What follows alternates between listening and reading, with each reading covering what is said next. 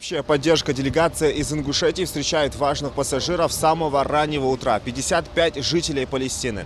Из Газы в Египет, оттуда в Москву и далее на поезде до Беслана. Затем им на автобусах предстоит доехать до конечной точки Назрани. Так выглядит их путь от войны и шанс начать новую жизнь. На перроне прямо у поезда беженцев из Палестины встречают представители госвласти Ингушетии во главе с первым вице-премьером правительства республики Магомедом Евлоевым. Духовенство, спасатели, врачи скорой помощи. Имамы региона, приветствуя гостей, отмечают, что их народ всегда в дуах жителей нашей республики. И эти страшные события уже позади.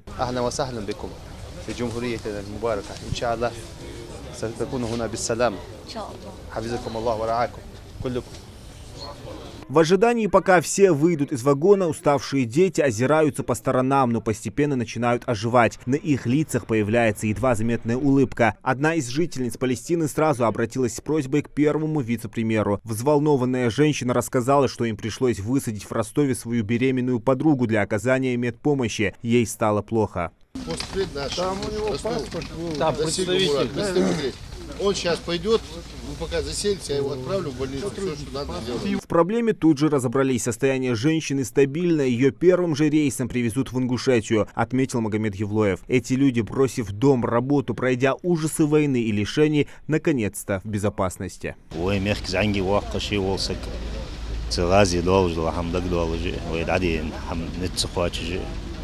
دج ساعة وجي وين مقر دج بي وين مخكر نخ ديال أغيط بوصل نخدا بوصل نع دجاج أغيط ميدا تدا حنس شت وعشت عدولج دو هم بوصل سجا ودر ومو ناهك حجر رجتي يسر وحق دوش هم دقس خذ بوه بدي الله الحمد لله وي مقر دو هم ددق ويجا حشوين سجا هم تي شيت سبيري صار حشت حلز هجد خويدا مخيط وين حلز ودات صار سجت وبال وين لا يلبات حتى سكزيك مقاخ سان كزيك باغ В сопровождении региональной делегации беженцев привезли в гостиницу «Асса». Первым делом после долгой поездки вкусный завтрак, затем расселение по номерам. Среди прибывших 34 ребенка. Медики городской детской поликлиники тут же начали их осмотр. У 10-летнего Мухаммада Мусы тяжелая история. Мальчик получил ранение брюшной полости, когда их автомобиль попал под обстрел сионистов по пути в школу ООН. Пуля попала в таз ребенка, он перенес 2 сложнейшие операции в крупнейшей больнице Газы Аш-Шифа. В его легких скопилась кровь. Боль до конца не прошла. يعني شوي чуть-чуть да, болит у него. Нападение на больницу Аш-Шифа, его отправили в больницу, индонезийскую больницу, тоже на северную часть. Там тоже оперировали один раз его, потом тоже индонезийская больница, там тоже была там такая проблема. И переехали на север, на южную часть. Абук, يعني برضو أخذوه. Его отец гражданин Российской Федерации, он учился в России, в Саратове, на инженера. Когда он перешел границу с севера на юг, его арестовали и до сих пор без понятия. Его мама даже говорит, вообще нет связи. Помогает общаться с палестинцами их земляк Мухаммад Абу Малик. Парень сам из Газы, в Ингушетии учится по обмену уже 4-й год на медицинском факультете Ингушского госуниверситета. Своих родных и знакомых он видеть очень рад. Среди них и семья Али Ат-Тавиль. Он прилетел в Россию вместе с 2 дочерьми, внуками и супругой. Благодарит руководство республики и жителей региона за теплый прием. Он хочет поблагодарить ингушский народ за это гостеприимство, за то, что вы их приняли. Он рассказывает про историю, как там вообще эти обстрелы, они не различают между богатым и бедным, все бомбят подряд.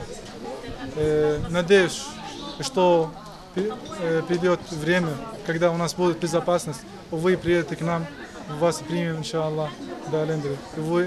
До Алендри сделаем намаз вместе в мечети Аль-Акса в Иерусалиме.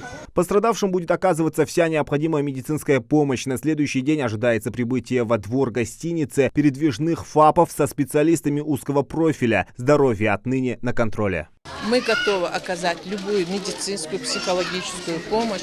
Среди этих детей, говорят, есть и раненые дети. Мы их осмотрим, если они будут нуждаться дообследуем, мы их дообследуем. Сегодня, наверное, соберем их анамнез, соберем иммунологический анамнез. Если у детей будут какие-то показания, мы их доставим в стационар, а по иммунологическому анализу мы, наверное, если нужно будет, доделаем им те профилактические прививки, которые они у себя дома не получили. Клетчатые сумки, пакеты, чемоданы в холле гостиницы «Асы» – это все, что осталось от имущества этих людей. Во всех номерах есть условия для комфортного проживания семей. Беженцы уже заселились. Свою лепту в богоугодное дело внесли благотворительный фонд «Тешим» и клуб добрых людей. Они привезли для детей игрушки. Куклы, плюшевые мишки выглядят как привет из новой, нормальной жизни. Эмоции детей бесценны, повсюду слова благодарности. В общей сложности в Ингушетии ожидают приезд 47 детей. Это вместе с теми беженцами, которые должны еще прибыть в регион. Всего же республика сможет принять до 200 человек. Условия пребывания, обеспечение трехразового питания, организацию психологической поддержки для гостей глава Ингушетии Махмуд Али Калиматов держит на личном контроле. Мероприятия, в том числе и медицинского характера, по поручению главы республики будут проведены. Они у нас будут находиться как дома и очень были довольны нашим теплым приемом. Завтра также ожидается прибытие еще 18 человек. Это непосредственно железнодорожная станция в городе Назрань.